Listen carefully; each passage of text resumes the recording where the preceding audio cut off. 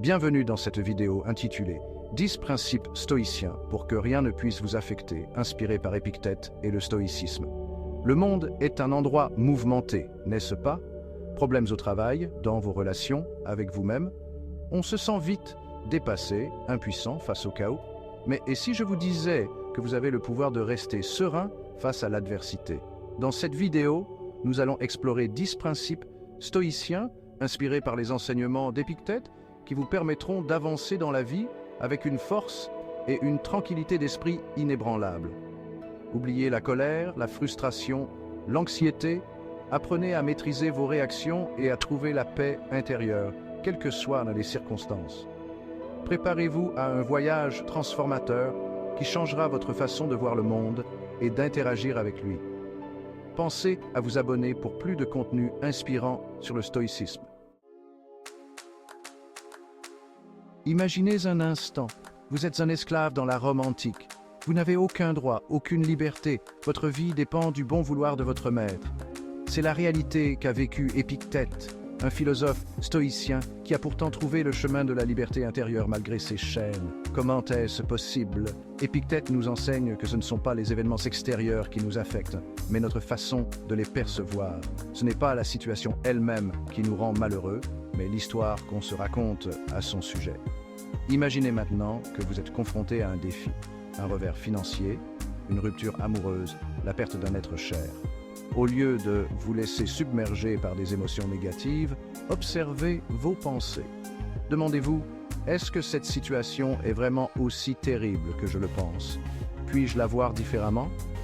Changer sa perception, c'est changer sa réalité émotionnelle.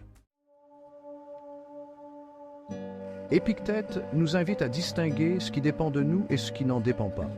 On contrôle nos pensées, nos jugements, nos actions. Mais on ne contrôle ni le temps, ni la mort, ni les actions des autres, ni les événements extérieurs. Vouloir contrôler l'incontrôlable est une source infinie de frustration et de souffrance. C'est comme vouloir empêcher le soleil de se coucher ou la pluie de tomber. C'est une bataille perdue d'avance. Le lâcher-prise, c'est accepter ce qu'on ne peut pas changer et concentrer son énergie sur ce qu'on peut influencer, notre propre attitude. Vous êtes coincé dans les bouchons. Vous pouvez choisir de vous mettre en colère, de klaxonner, d'alimenter votre frustration. Ou vous pouvez accepter la situation, écouter de la musique que vous aimez, profiter de ce moment pour vous détendre. Le choix vous appartient. La vie est rarement un long fleuve tranquille. On rencontre tous des obstacles. Mais comme le disait Épictète, chaque difficulté rencontrée cache une opportunité de grandir. Prenons l'exemple d'un athlète victime d'une blessure grave. Il pourrait se laisser abattre, abandonner son rêve, se résigner à une vie loin des terrains. Mais il peut aussi choisir de transformer cet obstacle en opportunité. Il peut se concentrer sur sa rééducation, renforcer son mental, étudier ses adversaires et revenir plus fort qu'avant. Ce qui semblait être un frein devient un tremplin vers de nouveaux sommets. La prochaine fois que vous rencontrez un obstacle, ne le voyez pas comme une fatalité, mais comme un défi à relever, une occasion d'apprendre et de grandir. La peur de l'échec est un frein puissant qui nous empêche souvent de poursuivre nos rêves et d'exprimer notre plein potentiel. On est paralysé par le jugement des autres, l'inconnu, la peur de ne pas être à la hauteur. Mais Épictète nous met en garde contre ces peurs irrationnelles. Ce n'est pas la mort que l'on doit craindre, disait-il, mais de ne jamais commencer à vivre.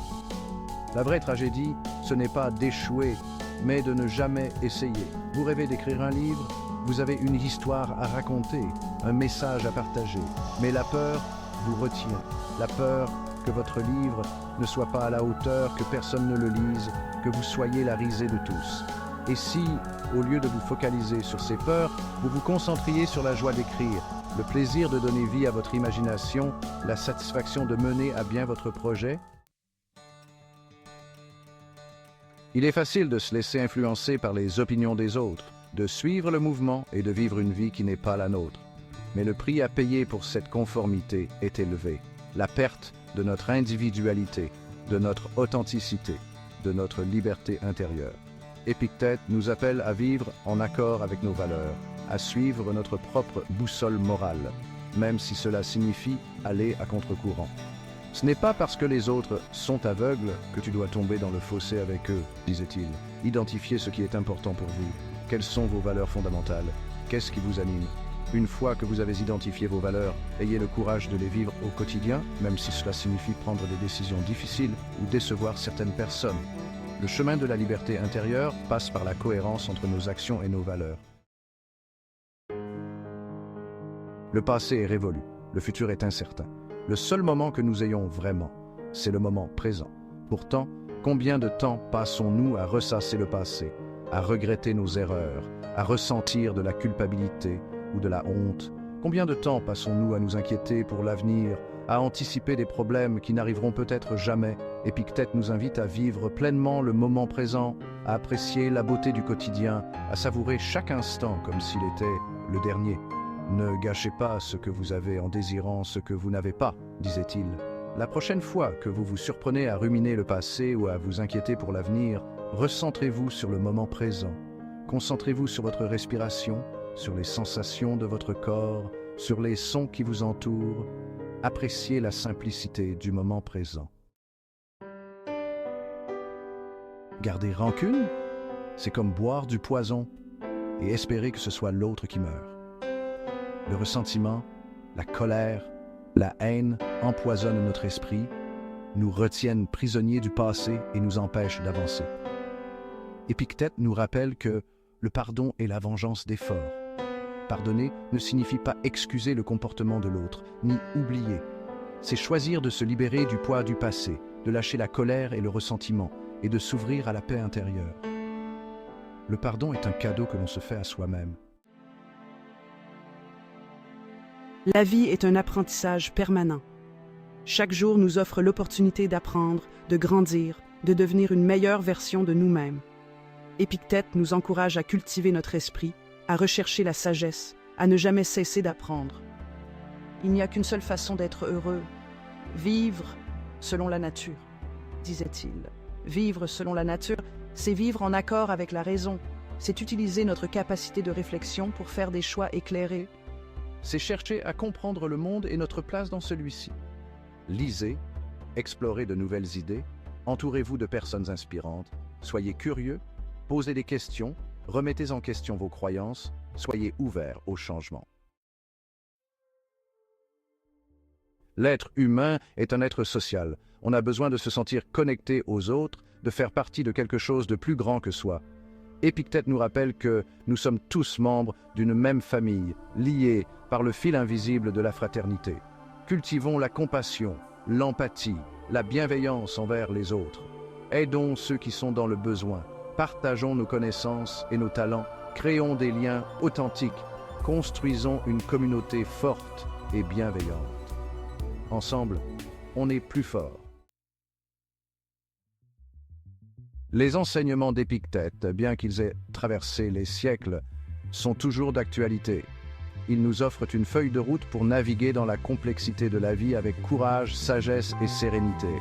En intégrant ces principes à notre quotidien, on peut apprendre à contrôler nos émotions, à transformer les obstacles en opportunités, à vivre en accord avec nos valeurs et à trouver la paix intérieure, quelles que soient les circonstances. L'héritage d'Épictète nous rappelle que le bonheur n'est pas un but à atteindre, mais une façon de vivre. Vivre en stoïcien. Voilà, 10 principes stoïciens pour que plus rien ne puisse vous atteindre. Comme l'aurait dit Épictète, le bonheur et la liberté résident dans la maîtrise de soi et de ses perceptions. Si vous avez aimé cette vidéo, pensez à vous abonner et à regarder notre vidéo complémentaire sur les enseignements d'Épictète. Maintenant, allez de l'avant et vivez avec courage, sagesse et tranquillité d'esprit. Le monde a besoin de votre force intérieure.